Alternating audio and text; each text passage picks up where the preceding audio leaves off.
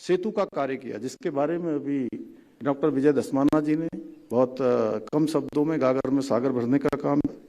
स्वामी जी ने अमेरिका में Himalaya institute of yoga and philosophy की स्थापना कर योग, ध्यान और भारतीय दर्शन को वैज्ञानिक दृष्टिकोण के साथ विश्व पटल पर प्रतिष्ठित किया।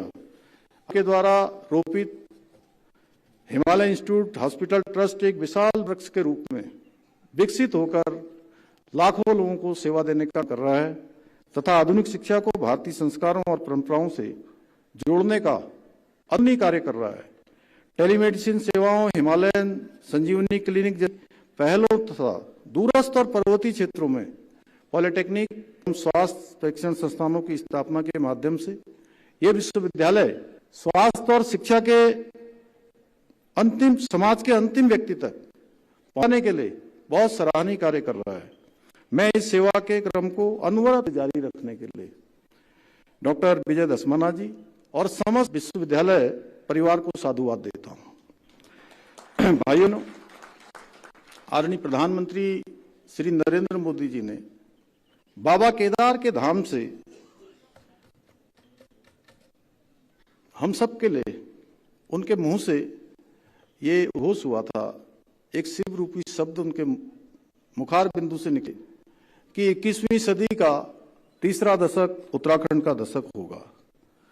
और उनके श्रीमुख से निकले हुए ये शिवतुल्य शब्दों को सार्थक करने के लिए हम पूरी प्रतिबद्धता के साथ निरंतर कर रहे हैं और बीते वर्षों में प्रत्येक सेक्टर में विशेष कार्यक्रम बनाकर विभिन्न जन कल्याणकारी योजनाओं के माध्यम से प्रदेश के समग्र विकास को सुनिश्चित करने का प्रयास कर रहे हैं। आज हमारे खाली पहाड़ पुनः आबाद होने लगे हैं, जो कभी गांव पलायन की पीड़ा झेल रहे थे, आज फिर से वहां रौनक लौट रही है। बहुत सारे ऐसे लोग देश दुनिया में जिन्होंने अनुभव प्राप्त किए हैं, विशिष्टताएं प्राप्त की हैं, वो अपने गांवों को पुनः लौट रहे हैं, अपने पैतृक स्थानों को वापस आ रहे हैं।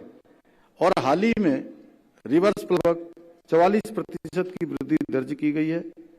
आज प्रदेश के में उसके नेटवर्क में 2 गुना से अधिक की बढ़ोतरी हुई, बिजली उत्पादन में 4 गुना से अधिक वृद्धि हुई है।